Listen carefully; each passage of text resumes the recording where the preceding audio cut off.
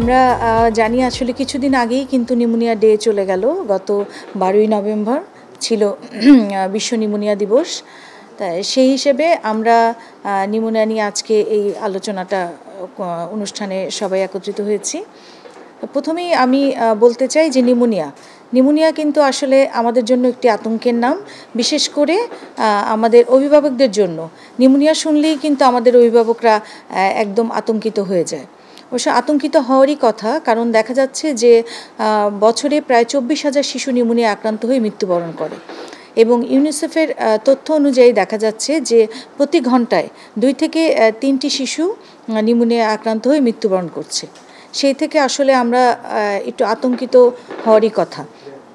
তাহলে এই আতঙ্কিত হলে আসলে আমাদেরকে শুধু আতঙ্কিত হলে তো চলবে না, আমাদেরকে এই ব্যাপারে সচেতন হতে হবে এবং সচেতন হওয়ার জন্য আসলে আমাদেরকে জানতে হবে যে নিউমোনিয়াটা কখন আমি চিন্তা করব যে আমার বাচ্চা নিউমোনিয়া হয়েছে, বা কখন আমি তাকে ডাক্তারের কাছে নিয়ে যাব, বা আমাদের দেশের যে প্রবণতা যে কিছু ঠান্ডা কাশি হলেই আমরা একটা ডিসপেন্সারি থেকে বা ফার্মেসি থেকে আমরা একটা অ্যান্টিবায়োটিক ওষুধ কিনে খাইয়ে দিচ্ছি, এতে আমার বাচ্চার তার কি এটা সম্পূর্ণ সুরক্ষা হচ্ছে নাকি উল্টো তার অ্যান্টিবায়োটিক রেজিস্ট্যান্স গ্রো করছে, এইসব বিষয় নিয়ে আসলে আমাদেরকে জানতে হবে। আমাদের এই সচেতনতাটা, বিশেষ করে আমাদের অভিভাবকদের মধ্যে এই সচেতনতাটা খুবই জরুরি। তাহলে এখন যদি আমরা চিন্তা করি এই সময়টা, এই সিজনে আমাদের বাচ্চারা সাধারণ ঠান্ডা কাশি বা ফ্লু আমরা যেটাকে বলে থাকি, নিউমোনিয়া, ব্রঙ্কিওলাইটিস, এই সমস্ত রোগে আক্রান্ত হচ্ছে মেইনলি আমরা যেটা দেখছি। তাহলে আমাদেরকে এই রোগগুলো, যে কোন রোগটা হলে আমরা কিভাবে চিন্তা করব কোন রোগটা, এই ব্যাপারে আসলে আমাদের অভিভাবকদের বিশেষ করে একটা পরিষ্কার ধারণা থাকতে হবে। প্রথমেই যদি আসি যে আমরা সাধারণ ফ্লু বা সাধারণ সর্দি কাশি এবং নিউমোনিয়া, এটাকে আমরা কিভাবে পার্থক্য করব। সাধারণত আমরা কিন্তু লক্ষণ এবং তীব্রতা এগুলো দেখে কিন্তু এই সাধারণ সর্দি কাশি বা নিউমোনিয়াকে পার্থক্য করে থাকি। সাধারণ সর্দি কাশিতে যেমন ঠান্ডা কাশি থাকে, বাচ্চার নাক বন্ধ থাকতে পারে, নাক দিয়ে পানি ঝরা থাকতে পারে, হালকা জ্বর থাকতে পারে, সব কিছুই কিছুটা হালকা থাকবে এবং বাচ্চা কিন্তু অতটা অসুস্থ হবে না। এটা সাধারণত আমরা জানি যে এটা সাধারণত ভাইরাসজনিত হয়ে থাকে এবং এটা দেখা যাচ্ছে যে 5 থেকে 7 দিনের মধ্যেই ভালো হয়ে যায় এবং বাচ্চা স্বাভাবিকভাবে খাওয়া দাওয়া করতে করে এবং জ্বরও খুব মারাত্মক থাকে না, হালকা জ্বর থাকে। মানে আমরা দেখছি যে তাহলে এই সাধারণ ঠান্ডা কাশি বা ফ্লুতে সব কিছুই একটু হালকা পরিমাণে থাকে। কিন্তু অন্যদিকে যদি আমরা নিউমোনিয়ার কথা চিন্তা করি, নিউমোনিয়া তো আমরা এতক্ষণ শুনেই ফেলেছি অলরেডি যে ব্যাকটেরিয়া, ভাইরাস, ফাঙ্গাস বিভিন্ন কিছু দিয়ে নিউমোনিয়া হতে পারে। নিউমোনিয়াতে কিন্তু দেখা যাচ্ছে যে বাচ্চার প্রথমেই তীব্র জ্বর থাকে, তারপর মারাত্মক কাশি থাকে, শ্বাসকষ্ট থাকতে পারে এবং অনেক সময় দেখা যায়, আমরা দেখি যে অক্সিজেন স্যাচুরেশন বা অক্সিজেনের লেভেলটা কমে যায়। তাহলে বাচ্চা নেতিয়ে পড়ে, বাচ্চা ঠিকমতো খাওয়া দাওয়া করতে পারে না এবং বাচ্চা দেখা যায় মোট কথা বলতে গেলে বাচ্চা বেশ অসুস্থ হয়ে পড়ে। তাহলে এটা দেখেই কিন্তু আমরা বুঝতে পারি যে আমার বাচ্চাটা বেশি অসুস্থ হয়ে গেছে, আমার বাচ্চার কিন্তু নিউমোনিয়া হওয়ার সম্ভাবনা রয়েছে। তাহলে সেই ক্ষেত্রে আমাদের কিন্তু দ্রুত ডাক্তারের শরণাপন্ন হতে হবে। আমি যদি একজন শিশু বিশেষজ্ঞ নাও দেখাতে পারি, তাও একজন ডাক্তার দেখিয়ে কিন্তু আমাকে এটা কনফার্ম করতে হবে যে আমার বাচ্চার আসলেই নিউমোনিয়া হয়েছে কি না। এই নিউমোনিয়া এবং সাধারণ সর্দি কাশির মধ্যে আমাদের আরেকটা ডিজিজ, যেটা আমরা অনেক সময় অভিভাবকরা সেটা বুঝতে পারেন না, সেটা হচ্ছে ব্রঙ্কিওলাইটিস।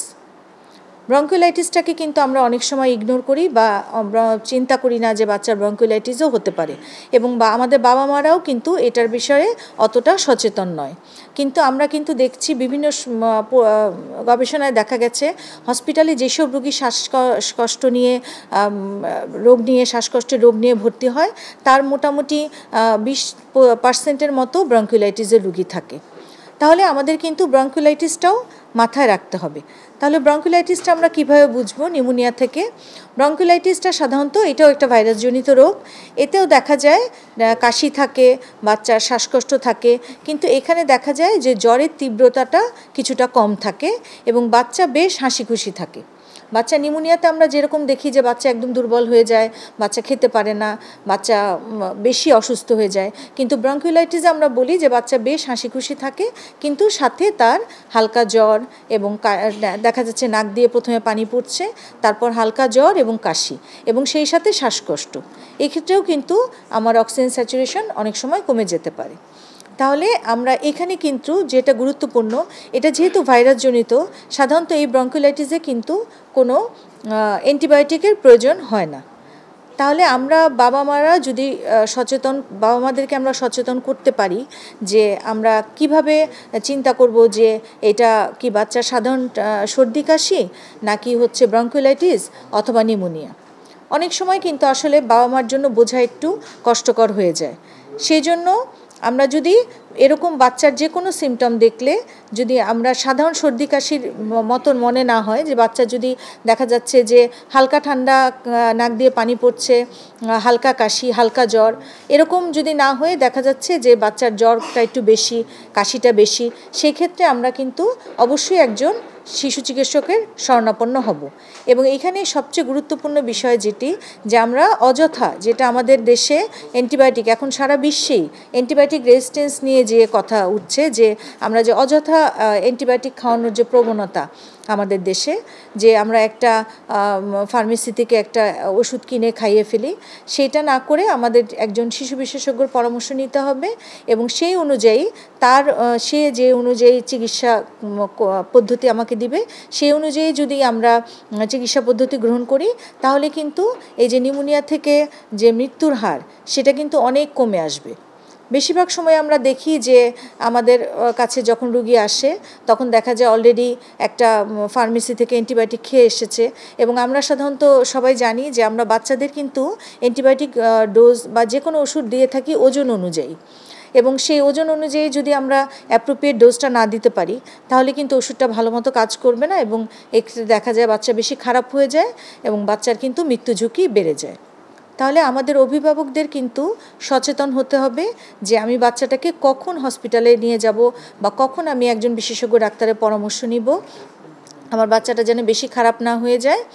এবং আমার যে নিউমোনিয়ার থেকে যে মৃত্যু ঝুঁকি হতে পারে, এটা যদি আমরা বিভিন্নভাবে মানুষকে জানানোর ব্যবস্থা করি, বিভিন্ন প্রচারের মাধ্যমে, সংবাদপত্র, টেলিভিশন, বিভিন্ন কিছুর মাধ্যমে, তাহলে কিন্তু মানুষ যে নিউমোনিয়া সম্পর্কে জানতে পারবে এবং ব্রঙ্কিওলাইটিস, যেটা অনেক সময় আমরা জানি না অভিভাবকরা, সেটা সম্পর্কেও জানতে পারবে।